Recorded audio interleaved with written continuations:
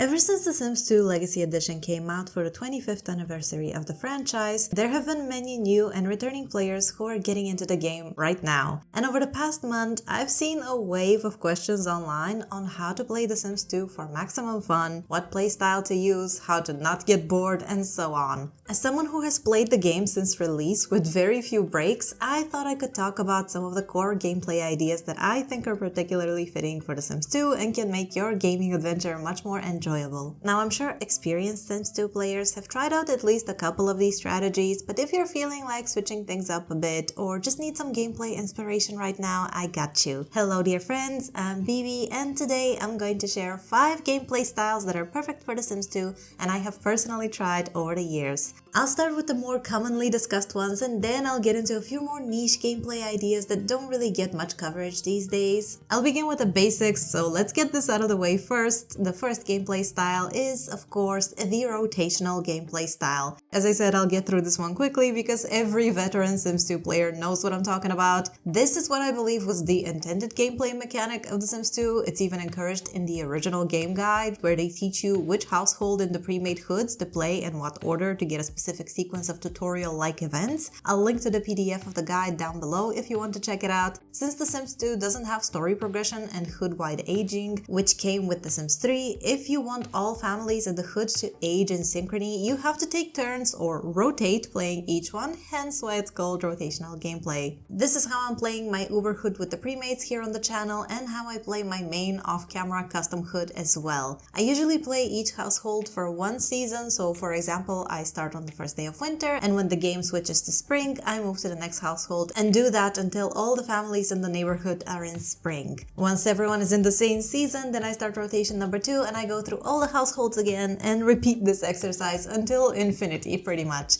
You don't have to track by season though. I'm actually planning on switching to 3-day rotations for my hoods with over 20 households because that's a lot of families to go through. You can track the time by the weekdays in-game or some other metric you prefer depending on how long and how short each gameplay session you want to last. That's basically it for rotational gameplay. It's fairly simple and straightforward, so let's move on to gameplay style number 2, which is legacy gameplay. If you're not into rotational gameplay, if you're coming from The Sims 3 or The Sims 4 and you're used to their game mechanics, you can still play legacy style in The Sims 2, where you dedicate yourself to one family and develop them over multiple generations. Now, if you're playing like this in the normal vanilla game, you'll just have to deal with the rest of your neighborhood being essentially frozen in time. This might not bother you, of course, and if so, you're good to go. You can keep playing like that, but if it does, you can grab the story progression mod by Lazy Duchess. This is the mod I used for my legacy challenge here on the channel and I really love how it works. Now, please keep in mind that I don't know if this mod works for the Legacy collection of the game. As of the making of this video, it might not function properly. I'm not entirely sure. Verify that on the mod page if you plan on downloading it. I can't confirm for sure because I used the starter pack version of The Sims 2, rest in peace, the best edition of the game. I refunded my Legacy copy of the game because the starter pack at this moment in time is a much more fulfilling and stable gameplay experience on my PC. But all of that out of the way, the story progression mod offers everything you need to play legacy style. Townies and other households will age up, they will get jobs, get married, have babies, just live their lives off camera while you play with your main household. If you want to add even more variety and depth to your legacy gameplay, consider using additional mods like ACR, aka Autonomous Casual Romance, for more dynamic relationships and organic romance scenarios. Not everyone likes ACR because it can create quite a lot of chaos in your hoods, but I will link it along with the story progression mod in the description of the video. Now, you don't have to play this like a challenge, but if that's what you're interested in, I'll also link to the rule set that I use for my legacy series. The rules I use are a slightly tweaked version of the original rules to fit my needs, but I'll also share a link to the original challenge too. And speaking of that, the next gameplay style I'd like to discuss is the challenge gameplay style. This is for those of you who might be looking for a more structured way to play The Sims 2. Maybe you don't want to dedicate your entire life to one neighborhood or family and prefer one-off gameplay sessions or a short-term list of goals to complete. Challenges are probably what you're looking for in that case. They add specific rules and objectives to follow, often making the game more difficult or unique compared to traditional gameplay. There are many different types of challenges for The Sims 2. You are lucky because there is 20 years worth of content of this game out there on the internet.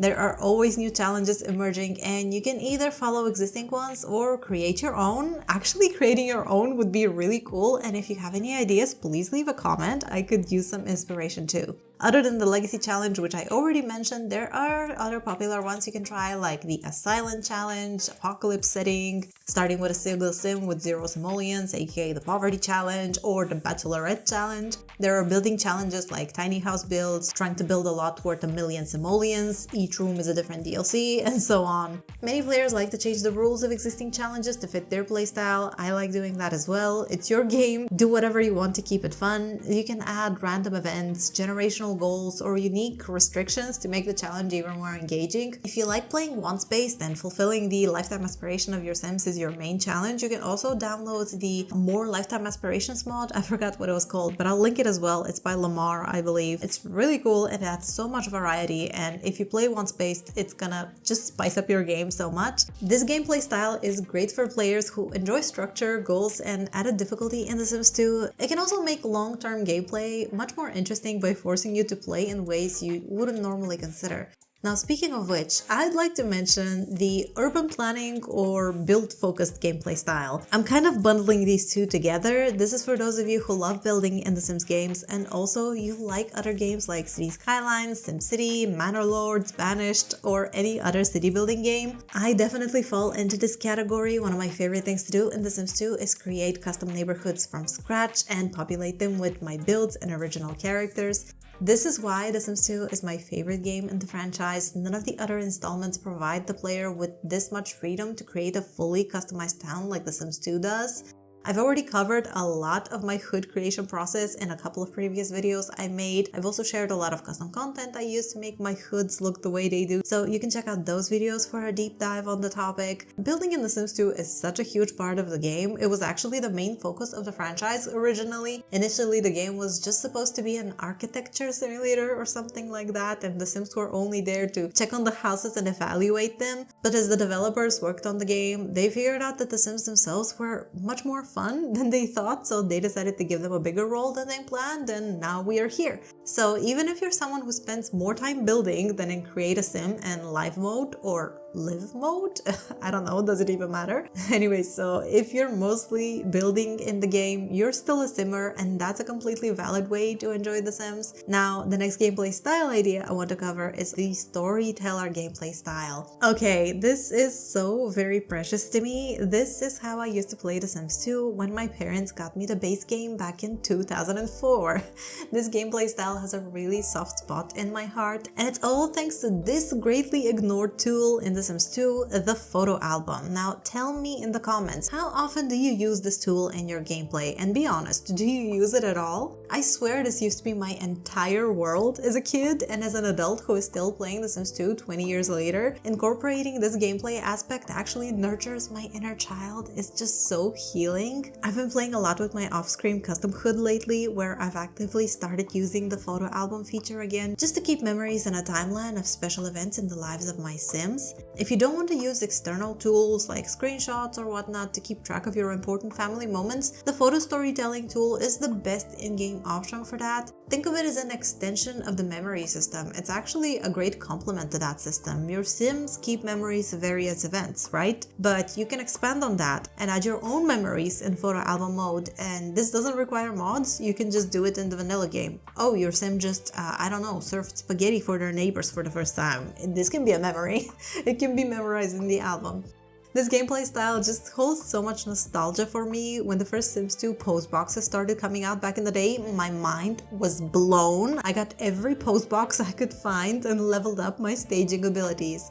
I created new families with unique story arcs, built entire set pieces to support the plot lines I was developing for them. It's an exercise of imagination, really, and it really taught me how to love custom hoods and original characters with pre-planned storylines. To this day, I keep the physical notebook where I originally wrote my ideas. I wrote dialogue lines I wanted to include and sketches of sets I wanted to create for my Sims. And you can take this a step further from just using the family album in-game. If you want to engage more with the Sims 2 community online, you can do what many players are doing, create your own Tumblr blog or even social media page and post there, create videos or anything like that if you have an interesting story to tell and just want to share it with others. This is a great outlet for any player who enjoys creative writing, using poses and animation boxes, or you just have story ideas and prefer role-playing like that. And that's pretty much it for that. Now, lastly, I'd like to add a bonus note from me and talk about the absolute chaos gameplay style. This goes in a completely different direction from everything else I just discussed. No rules, no limitations, no story beats, just do whatever you want. There's a lot of discussion in the community on how to play this game. Tips, tricks, ideas, and it's all great, but I think it's most important to just enjoy it. Just have fun, whatever that might look to you. There's no right or wrong way to play this game. You don't need to follow your Sims' wants, you don't have to fulfill their aspirations, you don't get any penalties for using cheats. There is no end game. There is no end game other than spending super fun moments in that blissful feeling of escapism with your favorite retro game.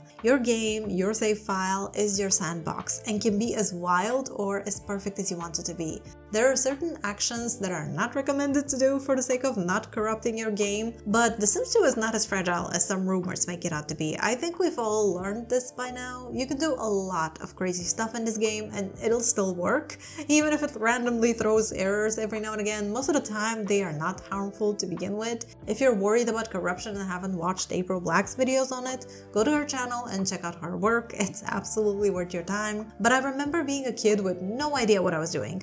I didn't know that your game could explode in a big fireball visible from space, yet I did all the illegal simming things you can think of, and somehow my game never suffered for it. Not visibly at least. I could still play despite all of my crazy actions. So no, you don't need to create a perfect world. You can be the overseeing, all-powerful gamer god you were designed to be and dictate the lives of your Sims to be absolute heaven or absolute nonsense. It's your game, enjoy it as you wish. And on that note, I think I'll end this short video here. I just wanted to discuss this briefly because it's something that I've been thinking about lately, seeing all the discussions online. And I hope it inspired you to try out something different in your game or just gave you that itch to play some more. Let me know what your favorite gameplay style is in The Sims 2. I'd love to hear your thoughts. Thank you so much for watching. Subscribe if you want to see more Sims 2 content like this. And I'll see you really soon with another video. Take care and bye for now.